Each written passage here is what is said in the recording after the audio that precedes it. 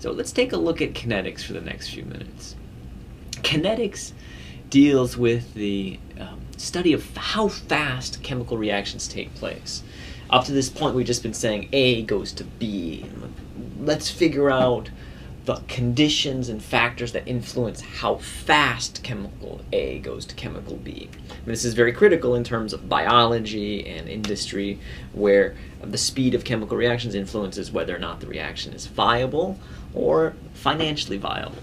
So, one of the main components of discussing kinetics is the rate of a chemical reaction. The rate is how fast chemical reaction takes place. High rates, fast chemical reaction. So it's the speed of the chemical reaction.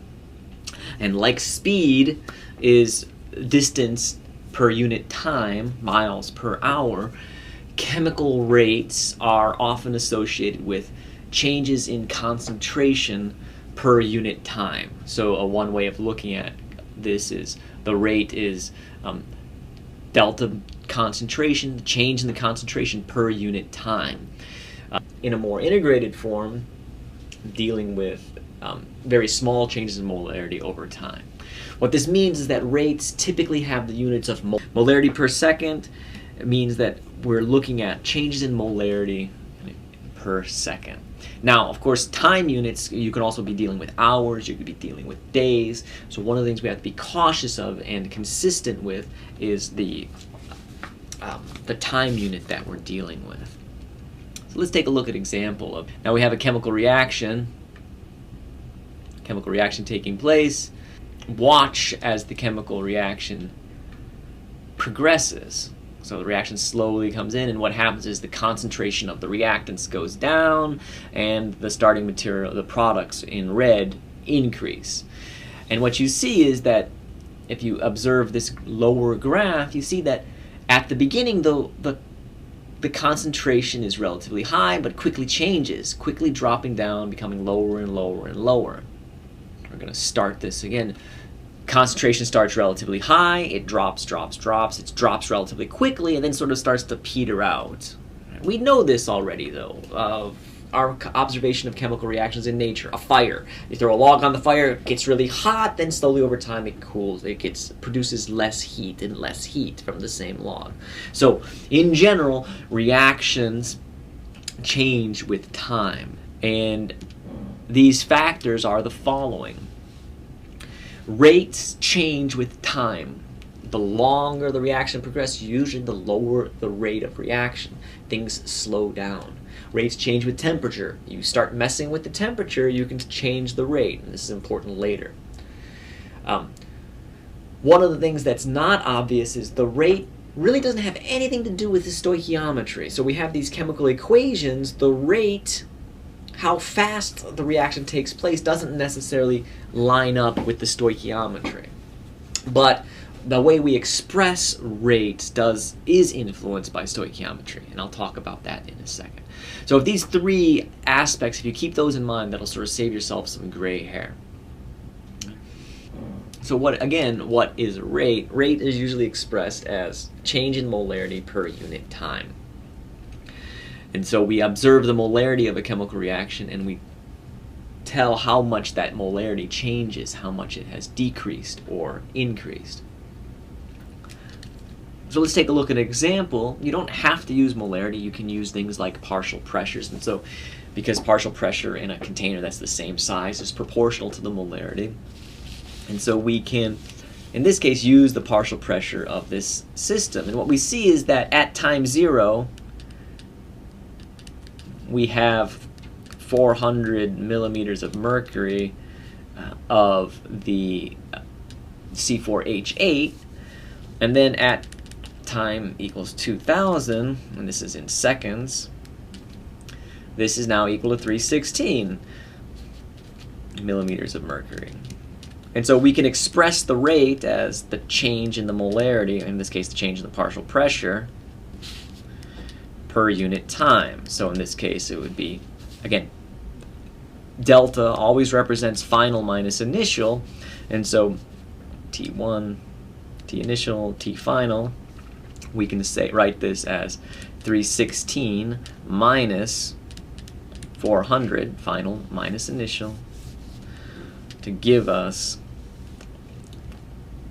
and 2,000 minus 0. So that means that this is partial millimeters of mercury. That's negative 84 millimeters of mercury per 2,000 seconds as being the rate. And so we standardize this would correspond to 0.042 millimeters of mercury per second, just by dividing out those numbers. This would represent the rate of that chemical reaction. Now, let's take a look at another example. If you look at it between 2,000 and 4,000, though, you'll see something different. 316. This would be a negative number.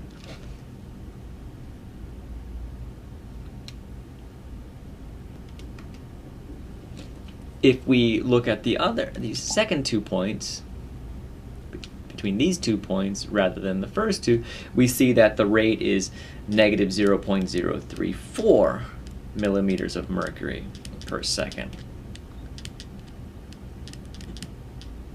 Let's call this rate 2. So the rate changes with time. We started with one rate and now we have a different rate. So we have to be careful where we choose the point of measuring our rate. We can say, though, that at between 2,000 and 4,000 seconds, the rate was approximately negative 0.34 millimeters of mercury per second.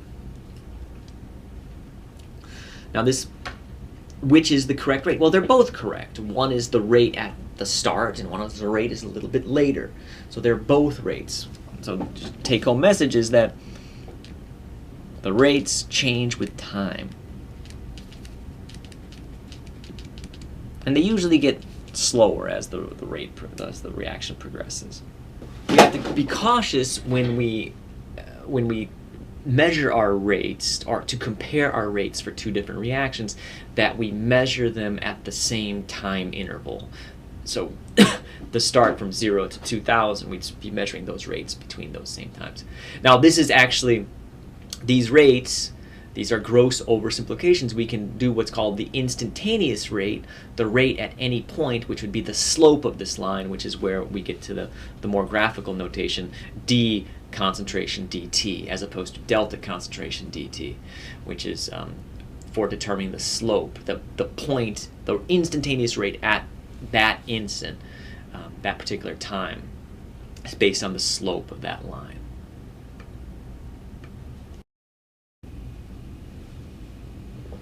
So let's take a look at another example using another chemical reaction. Here we have 2 N2O5 producing 4 NO2. What we see is, if we observe this blue line, this is the N2O5, we see the N2O5 decreases at a certain rate, decreasing, the concentration is decreasing over time. If we observe the product formation, the O2, you see that the O2 does not appear as fast, and the NO2 appears even faster. So the rate with respect to each component is different. So how do we report these? Well, if we look at the same time interval between the 300 second and 400 second window in these, we can measure the change in the concentration, and what we find is that for each component, so we see that the molarity, the rate, we see that the rate changes for each of the chemical compounds. In some cases it's positive, in some cases it's negative.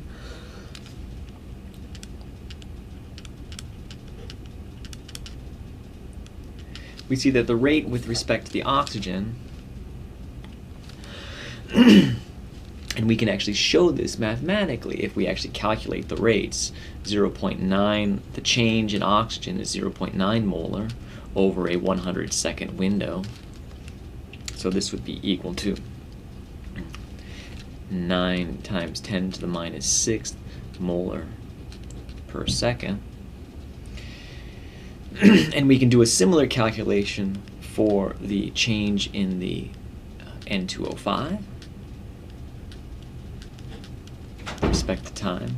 We see that this is negative 1 9.9 times 10 to the negative fifth. And for the formation of the NO2, this is equal to 3.7 times 10 to the negative fifth molar per second. Molar per second. So the question is, which is the correct rate?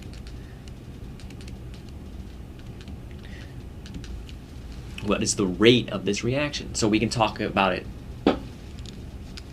with, we can talk about the rate with respect to O2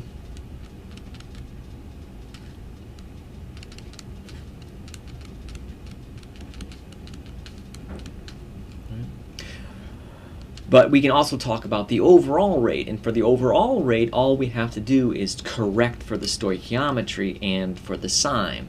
For instance, products are always going to be a positive rate. Traditionally, rates are always expressed as positive values, assuming the formation of a compound.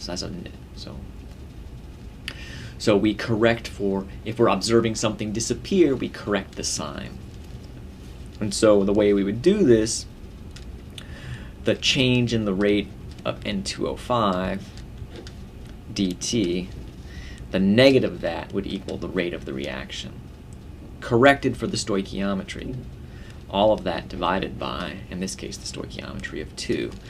And this would give us the following value. It would 1.9, 9 exponent 5 divided by 2 is equal to 9.5 times 10 to the minus 6th molar per second. We can do the same calculation for the NO2, and we divide that one by 4, d NO2, again divided by the stoichiometry, dt, divided by the coefficient of the stoichiometry, 4, would say that the change in rate would be equal to 9.2 times 10 to the negative 6th molar per second, all of which are identical to the formation of the oxygen, which has a stoichiometric coefficient of 1. So take-home message is we correct the rate, the expressed rate value for stoichiometric coefficient and for the sign of the reaction.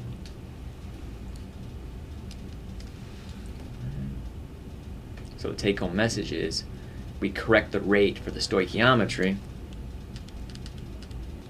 and for the sign